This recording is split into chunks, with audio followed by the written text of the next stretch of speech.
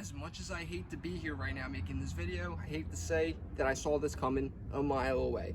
So over the weekend, there's been dozens of reports saying Carson Wentz and Doug Pederson's relationship is fractured, and Carson believes he told team management and ownership that he believes he might not be able to coexist with Doug Pederson any longer. I don't know what happened between the two. We're going to find out soon, because Doug Pederson, as of 10 minutes ago from me making this video, has been let go as the head coach of the Philadelphia Eagles. Now, I just want to make a quick announcement. Howie Roseman must have some kind of dirt on owner Jeffrey Lurie, because this guy walks away from another regime failure unscathed. He walked away from Andy Reid, from Chip Kelly, and now from Doug Pederson unscathed, and he was the guy who constructed this team from top to bottom, and he got away with it once again. All the responsibility and the accountability is going to fall on the head coach, who's going to fall on the sword for Howie Roseman's bad drafting, bad contract signings, bad contract extensions that left the Eagles in one of the most terrible cap situations heading into the 2021 season. Pederson's leaving the Eagles with a 46-39-1 record. That's counting the postseason. 42-37-1 in the regular season, and 4-2 in the postseason, counting a Super Bowl win. He spent 5 years here. He had 3 winning seasons,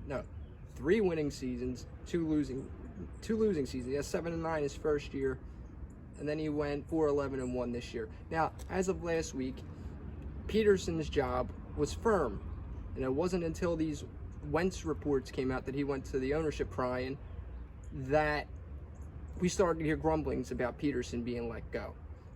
Carson Wentz is kind of stuck here on this massive contract, and he also owns a house in South Jersey, and he made it very clear he does not want to leave. But why Pederson has fallen on the sword for this is beyond my belief. The guy won us a Super Bowl just 3 years ago, season-wise, and about 3 years ago time-wise now, 3 calendar years ago. 2018 was 3 years ago now, guys. Wake up. It's unbelievable, but time flies. Pederson won us a Super Bowl. He took ragtag groups to the playoffs the next 2 seasons. He won us a Super Bowl without our starting quarterback against the New England Patriots, the dynasty of the 21st century.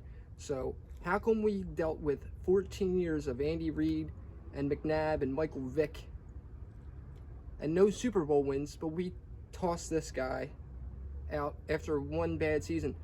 That wasn't really his fault. It was bad roster construction. If you look at the whole thing from the top down, they had no guys to step up when their stars went down, and their stars are like 38 years old. Jason Peters is a 39-year-old offensive lineman, and he was their starting left guard day 1 of the season. 39-year-olds should not be playing on the offensive line anymore.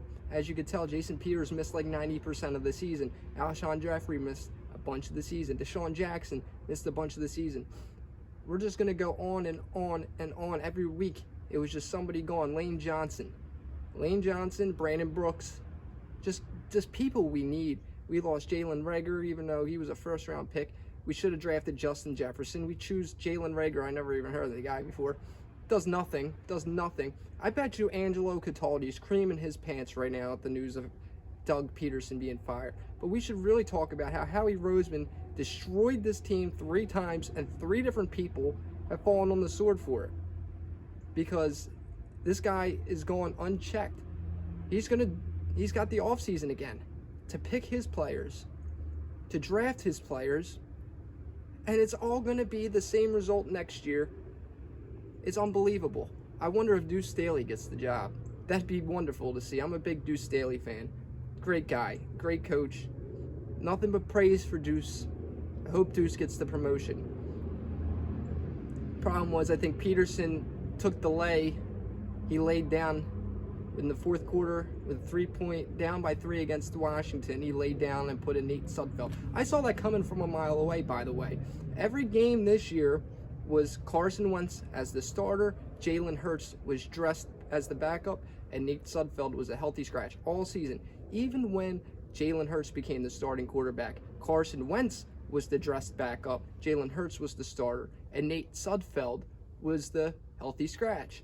Now, come to the final game of the season, Carson Wentz is the healthy scratch and Nate Sudfeld's dressing for the game. How do you not think that this guy is going to get put into the game to see some action? It's the last game of the season. You're not fighting for the division anymore. You're out of it mathematically. This guy's going to see the field. And then he puts him in the game. Everyone's befuddled because they're down by 3, and it's the beginning of the fourth quarter, and they still had time to win. So it was an obvious throw of the game. A lot of NFL people are pissed at Doug Pederson. Maybe why he's not here. He destroyed his relationship, I think, with some of the players in the locker room after that one. So maybe why he's not here either. But it really has to do with Carson Wentz and the fact that they cannot unload his contract. And you could blame Howie Roseman for his contract. He's the one that signed him to it. Let's break down Howie Roseman's career. He started off as an intern, and he worked his way up to general manager. Not once has he ever really scouted football talent. Not once has he ever played football. All he's been was the pet of Jeffrey Lurie, like the class pet, like teacher's pet. You know, he kissed his ass all the way to the top, and he makes terrible choices. And now Doug Pederson just got his neck put on the guillotine for Howie Roseman and his bad decision making. So, you know, good job, Eagles organization. Good job, Jeff Lurie. You guys were heaping praise on Doug Pederson not too long ago. What happened? What happened? I'll tell you what happened.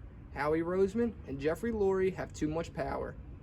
And Doug Pederson didn't even have control over the 53-man roster, who was on the practice squad, who was going to start. He had no control over that. He doesn't even have control over his staff. Remember last year he said Mike Groh, his offensive coordinator, and Carson Walsh, his receivers coach. I expect these two guys to be back next season. The next day, they were fired, obviously proving that Pederson has no power in the organization. So why is he taking the blame for this? It's obvious. This is one of those Jed York, Trent Baalke 49er situations. Bad management, bad ownership, and they burn through coaches. And it's going to take them one time to realize that it was their fault all along. And like Jed York did, he fired Trent Baalke. He brought in John Lynch and Kyle Shanahan, and the dysfunction of the 49ers organization for now has subsided. We need to get rid of Roseman. Lurie needs to stay out of his own way.